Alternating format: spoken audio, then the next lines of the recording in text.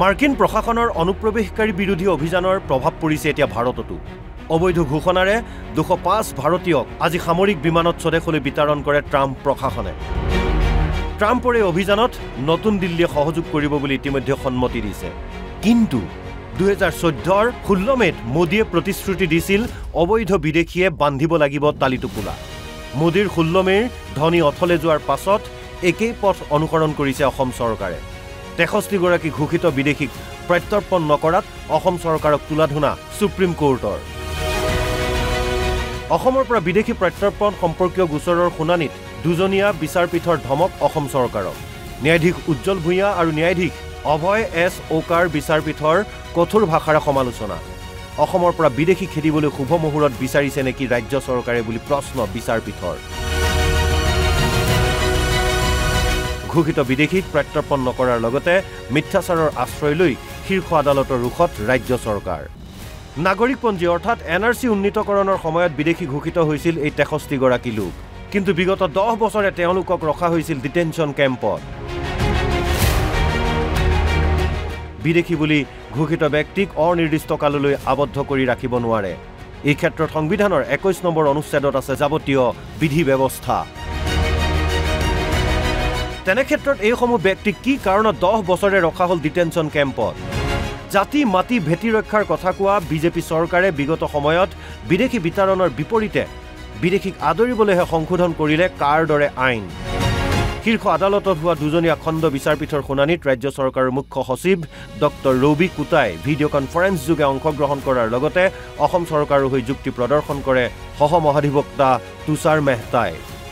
বিদেশী ঘোষিতসকল কোন দেশৰ নাগৰিক সেই তথ্য নাই অসম চৰকাৰৰ হাতত চৰকাৰী অধিবক্তাৰ এই যুক্তিত কঠোৰ সকিয়নি খণ্ড বিচাৰপীঠৰ অসম চৰকাৰৰ বিৰুদ্ধে আদালতত মিছা তথ্য দিয়াৰ গোচৰ ৰুজু কৰাৰ হুংকাৰ অসম চৰকাৰে নথিপত্ৰ পৰীক্ষণৰ দিনটোৰ কথা জনোৱা নাছিল শপতনামাত এই শপতনামাকো ত্ৰুটিপূৰ্ণ বুলি ৰাজ্য চৰকাৰক সমালোচনা খণ্ড বিচাৰপীঠৰ আগন্তুক দুসপ্তাহৰ ভিতৰত অসম চৰকাৰক নতুনকৈ শপতনামা দাখিলৰ নিৰ্দেশ বিগত 22 জানুৱাৰীটো অনুষ্ঠিত হৈছিল এই গোচৰটোৰ শুনানি এই শুনানিটো গোৱালপাৰাৰ মাটিয়াত থকা ডিটেনশন কেম্পৰ সঠিক তথ্য দিয়া নাছিল অসম চৰকাৰে শিবিৰটো 270 জন বিদেশী ঘোষিতক বন্দী কৰি ৰখাৰ কাৰণ জনোৱা নাছিল ন্যায়ালয়ক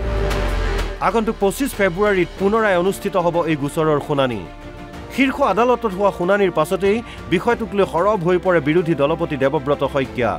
ৰাইজৰ টকাৰে খুৱাই বুৱাই অসম চৰকাৰে বিদেশী পুহি ৰাখিছে বুলি সমালোচনা শইকীয়াৰ কাৰণ প্ৰধানমন্ত্ৰী ডাঙৰীয়াই আমাৰ দেশৰ আইন সংশোধন কৰিব পাৰে তেখেতৰ যেহেতু 2014 চনৰ পৰা আছে আৰু সংশোধন কৰা দৰকাৰে নাই বিদেশী বহিষ্কাৰ কৰিব লাগে বুলি আমাৰ অসম চুক্তিটো লিখা আছে আৰু তাৰ আগতে যিখিনি সংশোধন কৰা হৈছে অসম চুক্তি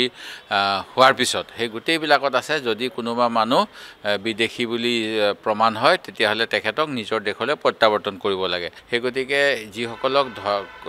অসম চৰকাৰে ধৰা পেলাব পাৰিছে তেখেতসকলক দিল্লীৰ লগত যোগাযোগ কৰি তাৎক্ষণিকভাৱে পঠাব লাগে তেতিয়াহে 2014 চনৰ 16 মেৰ দিনাখন গুৱাহাটীৰ